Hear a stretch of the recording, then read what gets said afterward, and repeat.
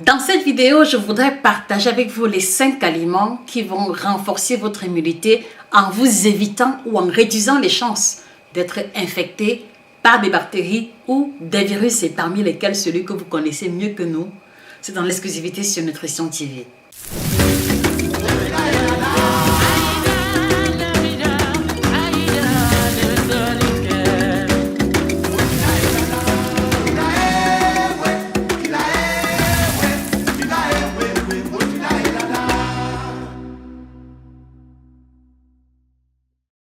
Bonjour à vous fidèles téléspectateurs, je suis Josica, votre chirurgienne en nutrition, spécialiste de l'alimentation tropicale.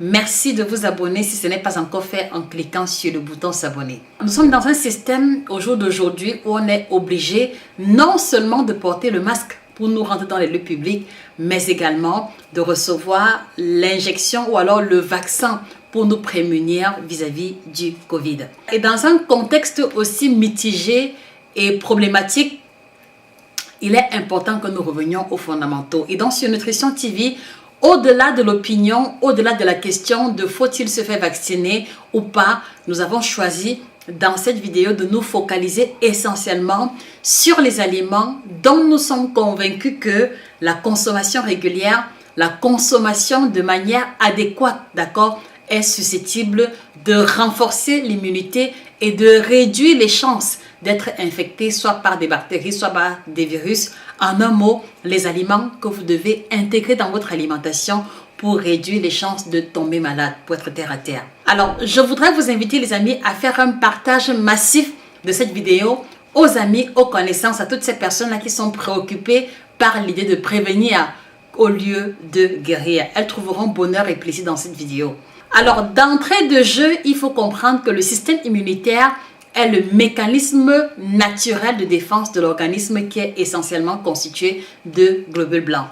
Et en fait, ce qui se passe, c'est que chaque fois qu'il va y avoir une perturbation dans l'équilibre physiologique humain, il est possible que cela affecte négativement l'immunité et donc que nous tombions de plus en plus malades. Et je vais comme ça vous donner quelques signes très simples qui indiquent que votre système immunitaire est faible et donc que vous devez absolument regarder la vidéo jusqu'à la fin. Donc le premier élément, c'est que vous êtes victime de fatigue fréquente, de fatigue répétitive. Ceci est un signe que vous avez potentiellement une faible immunité. Vous avez des douleurs musculaires, vous avez des blessures ou alors des petites pathologies qui mettent du temps avant de disparaître. Ça, c'est également un signe que vous avez une immunité faible.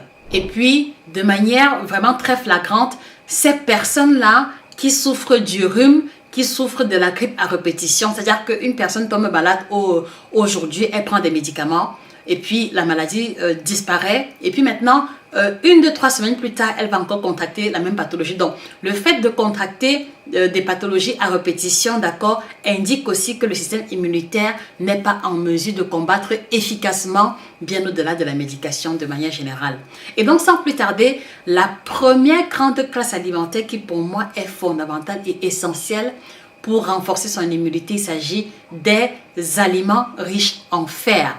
Vous le savez tellement bien parce que les carences en fer engendrent l'anémie. Mais il ne faut pas seulement voir l'anémie comme une diminution du volume de globules rouges.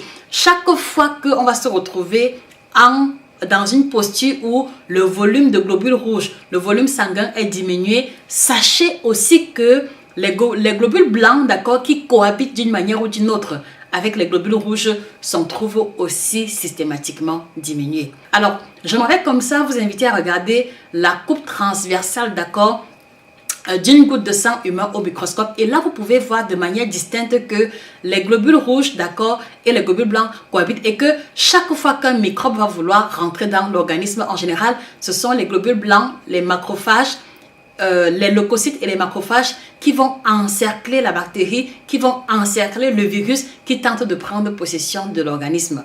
Et donc, si vous vous retrouvez dans une situation où votre volume sanguin est faible et donc votre volume de globules rouges et également de globules blancs est faible, alors sachez bien que le petit virus ou la petite bactérie qui va rentrer dans votre organisme finira par avoir raison de votre système généralisé et c'est ça qui fait que vous finissez par tomber malade. Donc, un conseil, faites l'effort d'intégrer dans votre alimentation les aliments riches en fer. Et je sais que la question qui va en découler, c'est Josie, où est-ce qu'on peut trouver les aliments riches en fer? Vous trouverez les aliments riches en fer dans le chocolat noir essentiellement, au moins 70% de cacao. Le cacao en poudre également, 100% dans l'idéal pour éviter l'ajout de trop de sucre. Vous avez les lentilles, vous avez le pain complet, vous avez le foie de bœuf, vous avez tout ce qui est à bas en général, vous avez le rognon, vous avez également les épinards, d'accord? Vous avez également la viande de bœuf. Donc, essayez à votre niveau de capitaliser la consommation de ces aliments-là pour pouvoir vous prémunir de l'anémie et, voilà, et par conséquent renforcer votre système immunitaire. Dans le cas du fer, je vais insister également en précisant qu'il faudrait pouvoir associer également à ça la vitamine C et également la vitamine B12. Je reviendrai dessus dans le cadre d'une autre vidéo. Alors, avant qu'on continue, chers téléspectateurs, une question que je voudrais vous poser, les amis. Qu'est-ce que vous faites au quotidien pour avoir un système immunitaire au top? S'il vous plaît, partageons les astuces vivantes. Que faites-vous au quotidien, d'accord, pour pouvoir avoir une immunité au top? Ceci pourra aider un ou deux de nos frères et sœurs africains qui tomberont sur les vidéos par hasard. Merci de partager avec nous. La deuxième classe alimentaire indispensable pour avoir un système immunitaire au top, il s'agit des protéines, des aliments protéidiques. Et pourquoi? Parce que vous devez savoir que les protéines sont l'élément de base qui permet le développement des cellules et ainsi que leur renouvellement. Donc, si vous vous retrouvez dans une posture où vous mangez moins de protéines, vous allez observer la forte musculaire, vous allez observer la fatigue et ceci va aussi affecter le système immunitaire puisque les protéines sont les éléments structurels et des cellules, mais également des globules blancs qui sont justement l'appareil de défense de l'organisme. Et donc, les aliments riches en protéines, vous les trouverez essentiellement dans la viande, le poisson, les légumineuses, haricots, lentilles, etc. Vous allez aussi retrouver les protéines dans le lait, d'accord, pour ceux qui en prennent, dans le fromage et aussi les termites, aussi les chenilles, aussi le serpent ou le serpent crocodile. En tout cas, pour ceux qui mangent les viandes sauvages, vous pourrez également capitaliser votre apport en protéines à ce niveau. N'hésitez pas également de rajouter dans votre routine les escargots, le poulet. Voilà essentiellement pour ce qui concerne les protéines de manière générale. Voilà, et pour ceux qui sont végétariens, la spiruline par excellence est une très bonne source en protéines. Donc, essayez au quotidien de pouvoir rajouter dans votre alimentation suffisamment de protéines pour pouvoir renforcer ou multiplier le développement des anticorps et par conséquent renforcer votre immunité. Troisième classe alimentaire et pas des moindres, c'est la consommation des acides gras essentiels. Alors, à l'origine, vous devez savoir que au niveau des cellules, d'accord, il y a ce qu'on va appeler la membrane cellulaire, c'est-à-dire que la membrane cellulaire, donc la bordure des cellules, telle que vous pouvez le voir à l'écran. Et cette bordure, cette membrane cellulaire est constituée essentiellement de lipides. Donc, en général, une alimentation qui est trop carencée en lipides met également à mal la structure originelle des cellules. Dans le cadre de l'immunité, vous voyez aussi que les acides gras en question vont intervenir dans la protection de la membrane cellulaire des anticorps. Et un conseil, même si vous faites un régime où vous avez des kilos à perdre, ne dépouillez jamais complètement les lipides ou alors la matière grasse en général dans votre alimentation par souci de préserver l'immunité. C'est aussi la raison pour laquelle vous allez constater que les personnes qui font les régimes vraiment rudes, où on ne prend pas de corps gras, où on ne prend pas de matière grasse, finissent par tomber malades. Ou alors finissent par développer l'anémie, justement pour la raison que je venais d'énoncer tantôt.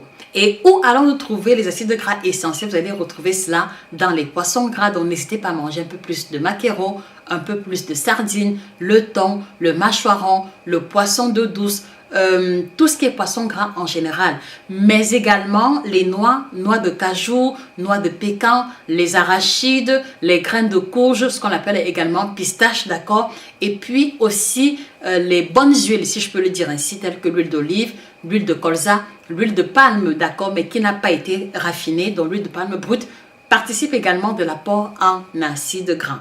Et la deuxième question que je m'en vais vous poser, elle sera peut-être indiscrète les amis. Alors, quelle est votre opinion concernant le vaccin? Quelle décision avez-vous prise vis-à-vis du vaccin? Est-ce que vous êtes fait vacciner? Si oui, merci de partager avec nous. Sinon, merci également de partager avec nous. À Nutrition TV, nous vous apportons le peu que nous avons et nous recevons également de vous. Donc, n'hésitez pas à jouer le jeu.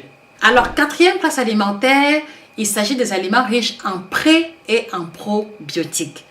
Alors, pré- et probiotiques, il faut voir immédiatement la flore bactérienne intestinale. Et si vous ne le saviez pas, vous devez savoir que le socle, la fondation de l'immunité dans l'organisme humain se trouve au niveau des intestins.